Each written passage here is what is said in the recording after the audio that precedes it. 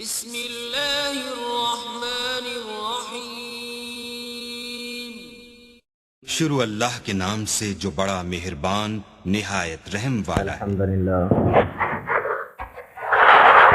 ان الحمدللہ نحمده ونستعینه ونستغفره ونعوذ باللہ من شرور انفسنا ومن سیئات اعمالنا من يهده اللہ فلا مضل له ومن يضلله فلا هادي له واشهد ان لا اله الا الله وحده لا شريك له واشهد ان محمدا عبده ورسوله رب اشرح لي صدري ويسر لي امري واحلل عقدة من لساني يفقهوا قولي رب زدني علما۔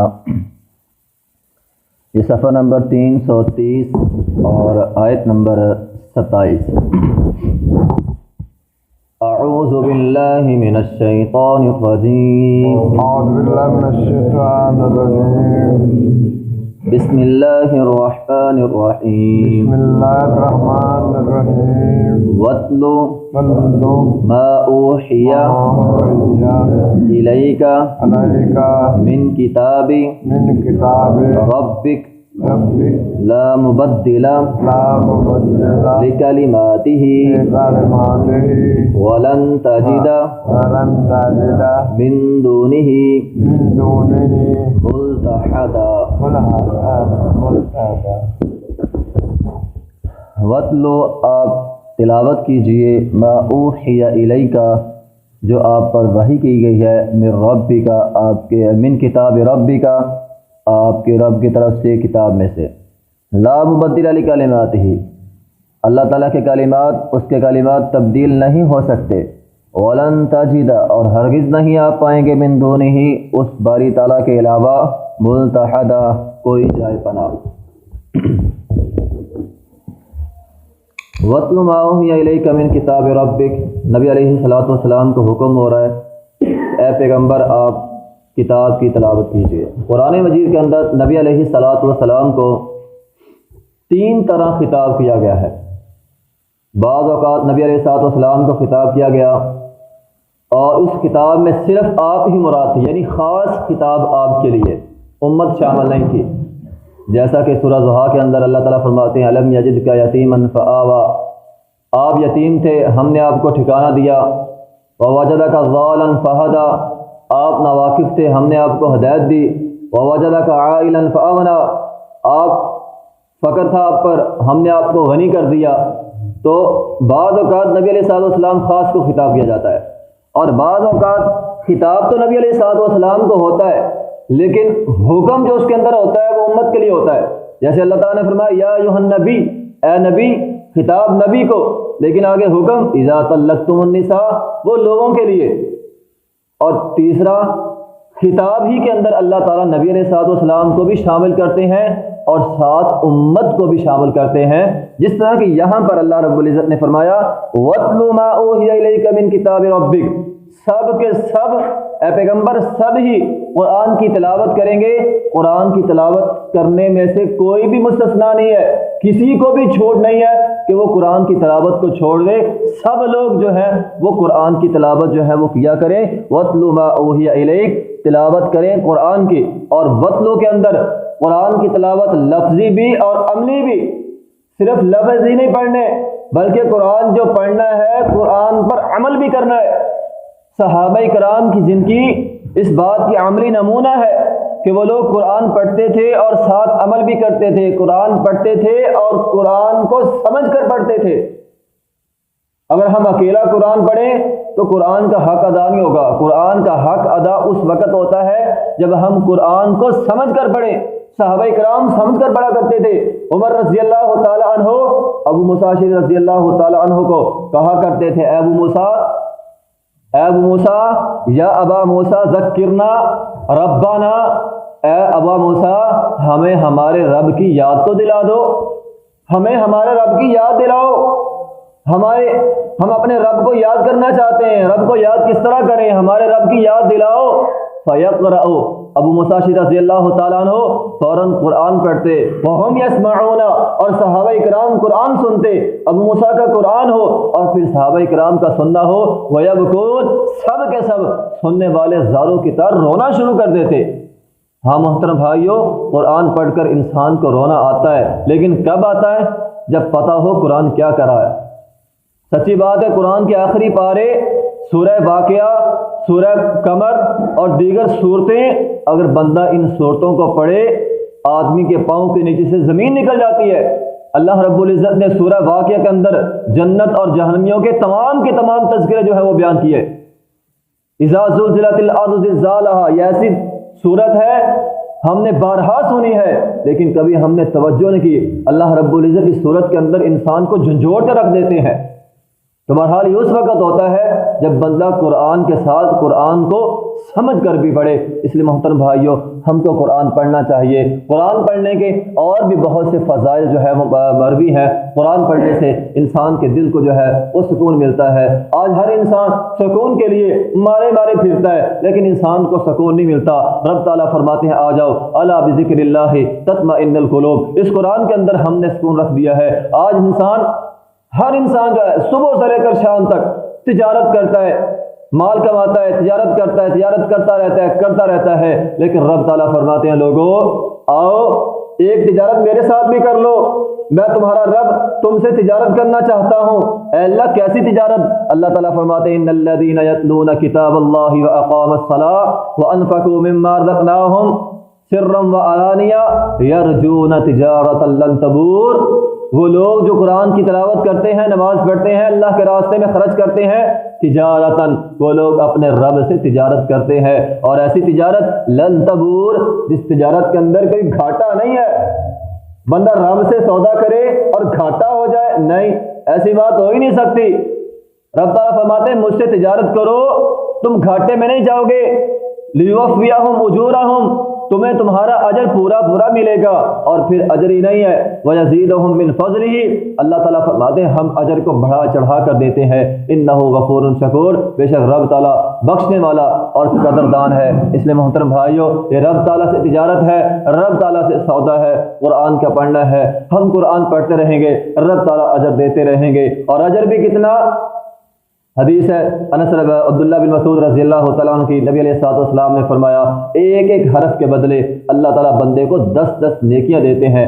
ایک لفظ نہیں بلکہ ایک حرف الف لام میم پڑھا 30 نیکیاں بندے کے کھاتے میں جو ہے وہ آ جاتی ہیں۔ اس لیے محترم بھائیوں، ہمیں آج دنیا کے اندر اگر کوئی ہمارے ہاں آدمی بڑا آ جائے، کوئی وزیر بڑا آدمی ہو دنیا کے لیول سے، تو ہم میں سے ہر انسان سمجھتا ہے، ہر انسان رشک کرتا ہے کہ کاش میں بھی اس طرح بن جاؤں، کاش مجھے بھی یہ عہدہ مل جائے، کاش میں بھی اتنا بڑا آدمی بن جاؤں۔ تو نبی علیہ الصلوۃ والسلام نے فرمایا لوگوں اگر تم رشک کرنا چاہتے ہو تو اس طرح کے لوگوں پر رشک نہ کیا کرو، اگر تم چاہتے ہو رشک کرنا تو آؤ میں تمہیں بتلاتا ہوں وہ آدمی جس آدمی کے بارے میں رشک کیا جائے گا۔ اے اللہ کے رسول کون سا آدمی ہے جس کے بارے میں رشک کیا جائے گا؟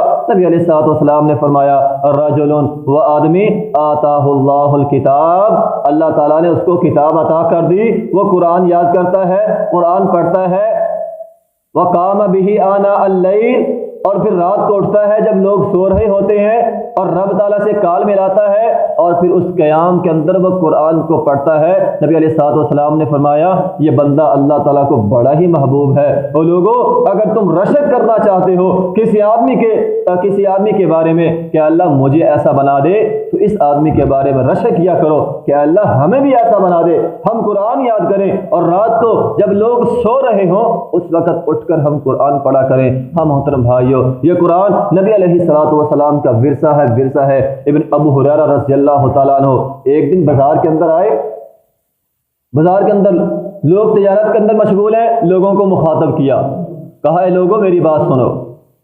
لوگ جمع ہو گئے، کہا اے لوگوں تمہیں کس بات نے روک رکھا ہے؟ لوگ کہتے ہیں ابو ہریرہ معاملہ کیا ہو گیا، کیا ماجرا ہے، ہم کس بات سے رکے ہوئے ہیں؟ ابو ہریرہ فرماتے ہیں لوگوں تمہیں کس بات نے روک رکھا ہے؟ لوگ کہتے ہیں ابو ہریرہ بتلا ہمیں معاملہ کیا ہے، ماجرا کیا ہے، کس بات سے ہم رکے ہوئے ہیں؟ کہا ادھر نبی علیہ الصلوۃ والسلام کی وراثت تقسیم ہو رہی ہے اور تم ادھر مشغول ہو۔ لوگ بڑے حیران ہوئے، نبی کی وراثت اور ہمیں پتہ ہی نہیں ہے۔ اے ابو ہریرہ بتلا نبی کی وراثت کہاں تقسیم ہو رہی ہے؟ کہا ادھر مسجد میں، تمہیں نہیں پتا؟ کہا نہیں۔ لوگ کہتے ہیں ہمیں پتہ ہی نہیں ہے۔ ابو ہریرہ رضی اللہ تعالیٰ فرماتے ہیں لوگوں ادھر مسجد میں نبی علیہ الصلوۃ والسلام کی وراثت تقسیم ہو رہی ہے۔ لوگ دوڑے مسجد کی جانب، دیکھا مسجد میں تو کچھ بھی نہیں ہے۔ لوگ دیکھ کر واپس آ گئے، کہا ابو ہریرہ مسجد میں تو ہمیں کچھ نظر نہیں آیا، تو کہہ رہے مسجد میں نبی کی وراثت تقسیم ہو رہی ہے، ہم نے دیکھا مسجد میں کچھ بھی نہیں ہے۔ ابو ہریرہ فرماتے ہیں لوگوں مسجد میں وراثت تقسیم ہو رہی ہے، میں نے خود دیکھا ہے وراثت تقسیم ہو رہی ہے۔ کہا ابو ہریرہ ہمیں کچھ نظر نہیں آیا، کہا کچھ بھی نہیں؟ کہا نہیں، کچھ لوگ نظر آئے ہیں، کچھ لوگ قیام کر رہے تھے، کچھ قرآن پڑھ رہے تھے، کچھ حلال و حرام کے بارے میں بات کر رہے تھے، ہم نے دیکھا کچھ لوگ قرآن پڑھ رہے تھے، حلال و حرام کے بارے میں بات کر رہے تھے۔ ابو ہریرہ رضی اللہ تعالیٰ فرماتے ہیں لوگوں یہی تو نبی کی وراثت ہے، ارے نبی کی وراثت یہی ہے، اس کے علاوہ نبی کی وراثت اور کچھ نہیں ہے۔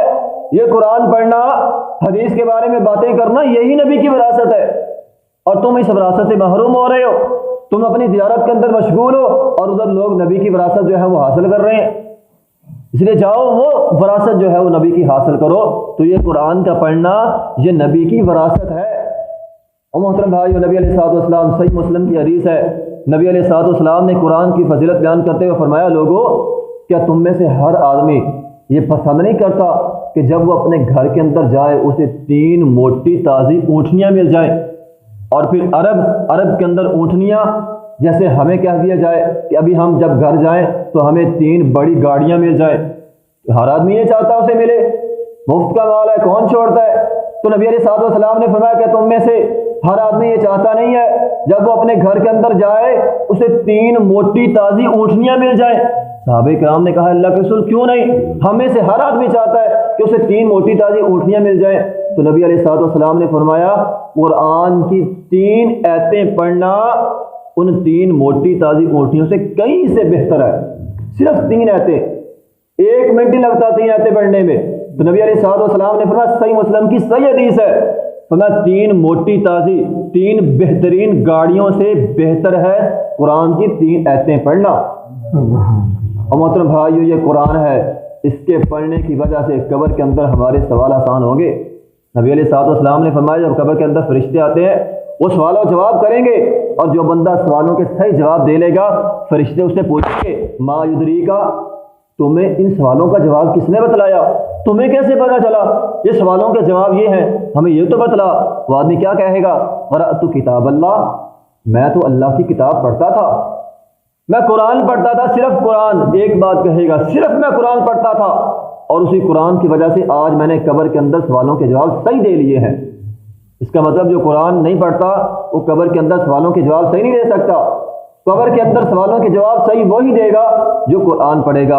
اس لیے محترم بھائیو ہمیں قرآن پڑھنا چاہیے۔ اگر ہم سمجھتے ہیں ہماری عمر جو ہے وہ زیادہ ہو چکی ہے، اب ہم بوڑھے ہو چکے ہیں اور زبان سے جو ہے وہ صحیح طور پر قرآن کے الفاظ ہم ادا نہیں کر سکتے، ہم اٹک کر پڑھتے ہیں، تو محترم بھائیو پھر بھی ہمیں قرآن پڑھنا چاہیے، کیونکہ نبی علیہ الصلوۃ والسلام نے اس حوالے سے بھی ہماری رہنمائی کی ہے۔ نبی علیہ الصلوۃ والسلام نے ان لوگوں کو محروم نہیں کیا جو عمر کی وجہ سے بوڑھے ہو چکے ہیں یا جن کی زبان سے قرآن صحیح پڑھا ہی نہیں جاتا۔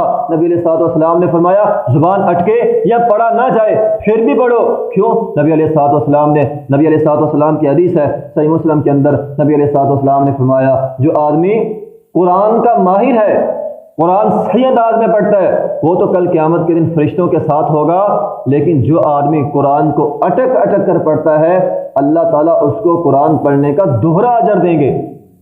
ایک مرتبہ نہیں، دوہرا اجر اس انسان کو ملے گا جو قرآن کو پڑھ نہیں سکتا لیکن اس کے باوجود کوشش کرتا ہے، اٹک اٹک کے پڑھتا ہے لیکن پڑھتا ضرور ہے۔ نبی علیہ الصلوۃ والسلام نے فرمایا ایسے انسان کو دوہرا اجر ملے گا۔ اس لیے محترم بھائیو ہمیں قرآن سے دوستی کرنی چاہیے۔ سچی بات ہے آج ہمارے معاشرے میں جتنی بھی خرافات ہے اس کی وجہ یہ ہے کہ ہم قرآن سے دور ہیں۔ اگر ہمارا تعلق قرآن سے مل جائے، ہم قرآن پڑھنے والے، قرآن پر عمل کرنے والے بن جائیں تو یہ ساری خرافات جو ہیں وہ دور ہو جائیں گی۔ تو بہرحال اللہ تعالیٰ فرماتے ہیں وَاتْلُ مَا أُوحِيَ إِلَيْكَ مِنْ كِتَابِ رَبِّكَ، کسی ایک کو بھی چھٹی نہیں ہے، سب کے سب لوگ قرآن پڑھا کریں، قرآن کے اندر ہی تمہاری کامیابی ہے۔ لا مبدل لکلماتہ، اللہ تعالیٰ فرماتے ہیں اس قرآن کے اندر کوئی تبدیلی نہیں ہے۔ اگر ہم اس آیت کریمہ کو پچھلی آیت کے ساتھ ملائیں تو ہمیں یہ پتہ چلتا ہے کہ رب تعالیٰ کے حکم کی 2 قسمیں ہوتی ہیں۔